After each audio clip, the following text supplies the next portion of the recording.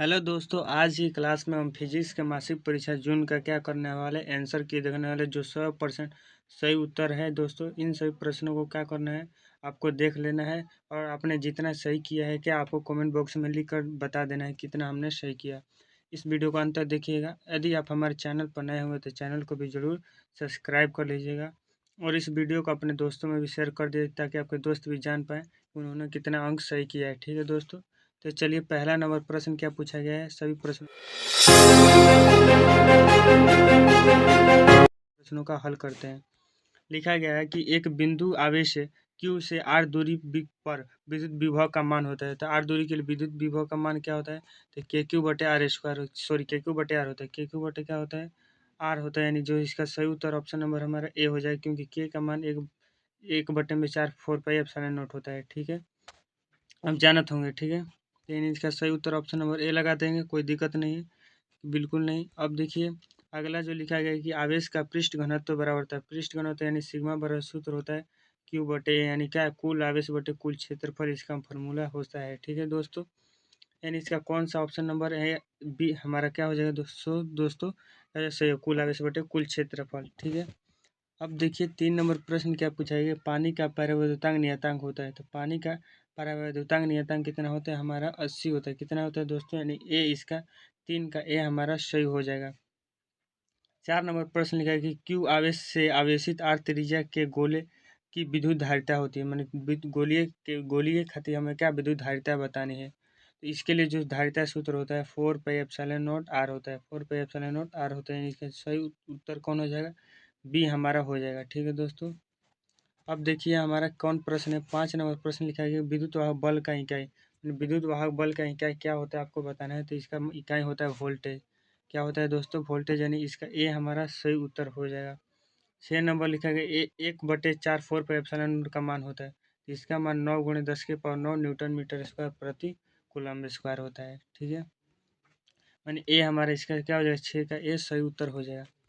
अब देखिए हमारा आगे का प्रश्न पूछा गया है। 7 नंबर प्रश्न लिखा गया है कि निम्नलिखित में से कौन संबंध सही है। तो संबंध सही में तो देखिए यहाँ ई का क्या पूछ रहा है, फार्मूला। तो ई का फार्मूला होता है ई बराबर एफ बटे क्या होता है, क्यू होता है। यहाँ पर हम क्या वेक्टर लगा देंगे, यह हमारा क्या होता है, इसका फार्मूला होता है। यानी इसका सही उत्तर आपको कौन दिख रहा है, ऑप्शन नंबर बी हमारा इसका क्या हो जाएगा, सही उत्तर हो जाएगा। ठीक है, 8 नंबर लिखा है विद्युत द्विध्रुव आघूर्ण का SI मत है। तो विद्युत द्विध्रुव आघूर्ण का सूत्र होता है P बराबर क्यू गुणे क्या होता है 2L। क्यू का है तो क्यू का कूलम है, 2L का दूरी तो कूलम मीटर, इसका हमारा क्या हो जाएगा उत्तर, सही उत्तर हो जाएगा। यानी इसका सही उत्तर कहाँ लगा देंगे, ऑप्शन नंबर ए हमारा सही है। ठीक है दोस्तों, अब देखिए 9 नंबर प्रश्न के लिए आवेशी चालक की स्थिति ऊर्जा होती है। स्थिति ऊर्जा जो सूत्र होता है 1/2 CV² होता है। ठीक, 2 CV², यानी इसका सही उत्तर आप कौन जानते हैं, ऑप्शन नंबर बी हमारा क्या हो जाएगा, 9 का सही उत्तर हो जाएगा। ठीक है दोस्तों, अब देखिए लिखा गया संधारित्र की धारिता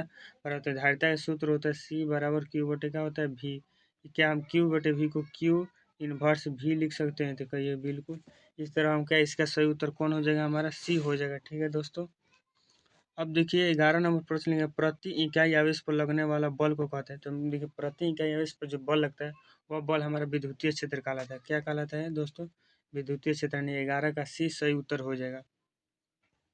ठीक है, अब देखिए 12 नंबर लिखा है विद्युतीय क्षेत्र रेखाओं से ब्लैक के बराबर जानकारी प्राप्त, में विद्युतीय क्षेत्र रेखा से किसकी जानकारी प्राप्त होती है। तो लिखा गया ऑप्शन नंबर क्षेत्र की शक्ति पर, क्षेत्र की दिशा, और लिखा गया आवेश की प्रकृति। तो देखिए विद्युतीय क्षेत्र रेखाओं से इन तीनों की जानकारी मिलती है। ठीक है दोस्तों, यानी इसका सही उत्तर ऑप्शन नंबर डी हमारा क्या हो जाएगा, राइट हो जाएगा। ठीक है, अब देखिए 13 नंबर प्रश्न लिखा है कि विद्युतीय द्विध्रुव आघूर्ण पी वेक्टर एवं विद्युतीय क्षेत्र की तीव्रता ई वेक्टर के बीच कोण का मान कितना होगा कि द्विध्रुव स्थिर साम्यावस्था में हो जाए। तो देखिए साम्यावस्था में होने के लिए द्विध्रुव आघूर्ण को उस समय उसका थीटा का जो मान होना चाहिए क्या हो जाए, 0 होना चाहिए। इसका सही उत्तर का 13 का डी लगा दीजिएगा। ठीक है, अब देखिए 14 नंबर प्रश्न क्या लिखा गया है कि चालक पदार्थ से बने असीमित आवेशित पतली चादर के सतह से निकट किसी बिंदु विद्युतीय क्षेत्र का मान होता है। तो देखिए आपको क्या बताना है कि समतल चादर के लिए जो होता है हमारा विद्युतीय क्षेत्र का फॉर्मूला क्यू बटे क्या होता है 2ε0 होता है। क्यू बटे 2ε0, इसका सही उत्तर कौन हो जाएगा, 14 का सी हो जाएगा। ठीक है दोस्तों, अब देखिए 15 नंबर प्रश्न आपसे क्या पूछा गया है कि किसी गोलीय पृष्ठ के अंदर प्लस क्यू आवेश रख दिया जाए तो संपूर्ण पृष्ठ से निकलने वाले विद्युतीय फ्लक्स कितना होगा। तो देखिए संपूर्ण विद्युत फ्लक्स का जो सूत्र होता है फाई बराबर सिग्मा क्यू बटे एप्सिलॉन नॉट होता है। सिग्मा क्यू बटे क्या एप्सिलॉन नॉट यानी कुल क्यू आवेश दिया है कितना प्लस क्यू, अब बटे में क्या एप्सिलॉन यानी क्यू बटे में क्या एप्सिलॉन नॉट, इसका हमारा क्या हो जाएगा दोस्तों सही उत्तर हो जाएगा, यानी 15 का हमारा बी हमारा सही उत्तर लगा दीजिएगा। ठीक है, अब देखिए 16 नंबर प्रश्न क्या पूछा गया है कि 10 वोल्ट तक आवेशित करने पर एक संधारित्र की जो संचित ऊर्जा है दोस्तों 1 जूल है, तो संधारित्र की धारिता आपको क्या बतानी है। तो देखिए धारिता बराबर जो सूत्र होता है हमारा क्या होता है, क्या धारिता ज्ञात करनी है। तो देखिए ऊर्जा दिया है यानी यू बराबर जो 1/2 CV² होता है।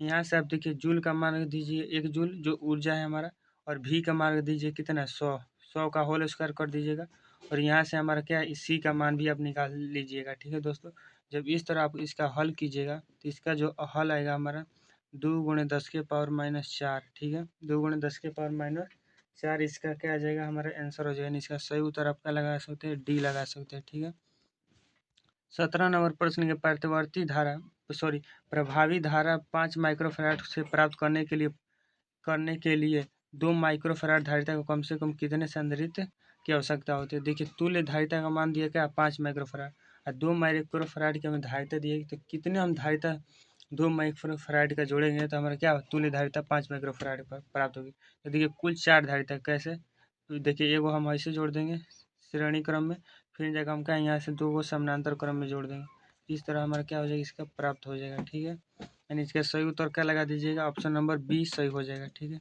18 नंबर प्रश्न लिखा गया है कि आवेशित संधारित्र की 2 पट्टिकाओं कुल आवेश का योग होता है। तो देखिए संधारित्र पर कुल आवेश का जो योग होता है शून्य होता है, कितना दोस्तों शून्य होता है, यानी 18 का ये हमारा क्या हो जाएगा सही उत्तर हो जाएगा। क्यों हो जाएगा, क्योंकि आप जानते हैं कि जो प्लेटो होते हैं जितने इस पर प्लस चार्ज होता है उतना ही इस पर माइनस चार्ज होता है। ठीक है, अब देखिए 19 नंबर प्रश्न लिखा गया है हमारा, क्या लिखा गया है कि प्रत्येक 6 माइक्रोफैराड संधारित्र की 3 संधारित्र उपलब्ध है, इनके संयोजन से प्राप्त न्यूनतम और अधिकतम धारा होगी। धारिता बताना है कि कब न्यूनतम धारिता प्राप्त होगी और कितनी हमें क्या अधिकतम धारिता प्राप्त होगी। ठीक है, न्यूनतम धारिता प्राप्त करने के लिए हम किस क्रम में जोड़ते हैं, आप जानते हैं न्यूनतम धारिता प्राप्त करने के लिए हम श्रेणी क्रम में जोड़ते हैं। किस क्रम में, तो श्रेणी क्रम बराबर जो सूत्र होता है समान संधारित्रों के लिए क्या होता है C/N होता है। क्या होता है दोस्तों C/N, सी कितना दिया है हमारा 6 माइक्रोफैराड का और 3 दिया है, यानी 2 माइक्रोफैराड हो जाएगा पहले का। और देखिए और हमें क्या है और यह हमारा क्या होगा श्रेणी क्रम खातिर, और समानांतर क्रम खातिर सूत्र होता है NC, यानी 6 × 3 कर दें यानी 36 18 माइक्रोफैराड। ठीक है, यानी 2 माइक्रोफैराड 18 माइक्रोफैराड, इसका क्या हो जाएगा दोस्तों सही उत्तर, यानी 19 का हमारा क्या हो जाएगा सी सही उत्तर हो जाएगा। ठीक है, यहाँ तक देख लिए, चल हम अब देखते हैं क्या 20 नंबर प्रश्न लिखा गया है कि 64 समरूप बूंदें जिनमें प्रत्येक की धारिता 5 माइक्रोफैराड से मिलकर बड़ी बूंद बनती है, तो बड़ी बूंद की धारिता देखिए बड़ी बूंद की धारिता बराबर सी बराबर होता है N⁻⁴ सी। N क्या है 64 जो बूंद दिया है वही 1/3 कर दीजिएगा, सी कितना दिया है तो सी दिया है 5 माइक्रोफैराड। ठीक है दोस्तों, जब इसको हल करेंगे तो कितना हो जाएगा 4 गुणे का 5 यानी 5 के 20 माइक्रोफैराड, इसका क्या हो जाएगा दोस्तों हमारा आंसर हो जाएगा, ये 20 का सी लगा दीजिएगा। ठीक है, 21 नंबर प्रश्न पूछ रहे हैं अगर दो आवेशों के बीच की दूरी बढ़ा दी जाए तो उनकी वैद्युत स्थिति ऊर्जा क्या हो जाए, तो वैद्युत स्थिति ऊर्जा घट भी सकती है बढ़ भी सकती है, यानी 21 का हमारा सी सही हो जाएगा। ठीक है, देखिए 22 नंबर प्रश्न लिखा गया प्लस क्यू दिया है हमारा, क्या दिया है 10 माइक्रोफैराड का आवेश दिया है और -10 माइक्रोफैराड का आवेश दिया है, दोनों बिंदु परस्पर इनके बीच की दूरी दे दी है कितना 40 सेंटीमीटर की दूरी पर, तो वैद्युत स्थिति ऊर्जा बतानी है। तो देखिए स्थिति ऊर्जा का जो सूत्र होता है हमारा K Q1 Q2 बटे में क्या होता है, यहाँ पर K का मान रख दीजिए 9 × 10⁹ और Q1 का मान दिया है plus 10 microfarad 10 micro coulomb 10 micro दिया है क्या कुलम, यानी 10 × 10⁻⁻6 कर दीजिएगा, और यहाँ पर -10 × 10⁻⁻6 और बटे में R जो दिया है हमारा क्या 40 सेंटीमीटर, तो 40 सेंटीमीटर को जब मीटर में चेंज कर लीजिए, मीटर में चेंज करने के लिए 10⁻²² क्या कर दीजिए गुणा कर दीजिए, जब इसका गुणा कर दिए तो पूरा जो हमारा हल निकलेगा -2.25 जूल आएगा। ठीक है, यानी 22 का जो सी ऑप्शन क्या हो जाएगा दोस्तों हमारा सही हो जाएगा। ठीक है, 23 नंबर प्रश्न वैद्युत द्विध्रुव की निरक्षीय स्थिति में विद्युत विभव का व्यंजक। तो देखिए विद्युत विभव का जो वैद्युत निरक्षीय स्थिति पर होता है क्या होता है, शून्य होता है, यानी 23 का डी हमारा ऑप्शन का हो जाएगा दोस्तों, सही हो जाएगा। देखिए 24 नंबर पर गोलीय चालक की विद्युतीय धारिता होती है, तो गोलीय चालक की विद्युतीय धारिता क्या होती है, सी बराबर 4πε0 r होती है, ठीक है, यानी हमारा 24 का ए हो जाएगा सही। अब देखिए 25 नंबर प्रश्न के एन एफ 1 नैनो फैराड बराबर होता है, तो नैनो फैराड बराबर दिया है, तो 1 × 10 के पावर क्या हो जाता है 9 -9 फैराड, यह हमारा क्या होता है नैनो फैराड पूछा है, यानी इसका सही उत्तर क्या लगा दीजिएगा, ऑप्शन नंबर बी लगा दीजिएगा, ठीक है। 26 नंबर प्रश्न क्या लिखा गया कि आवेशी संधारित्र पर शुद्ध आवेश होता है, शुद्ध आवेश यानी नेट आवेश कितना होता है, संधारित्र पर नेट आवेश हमारा 0 होता है, यानी ऑप्शन नंबर क्या लगा दीजिए 26 का ए हो जाएगा, ठीक है दोस्तों।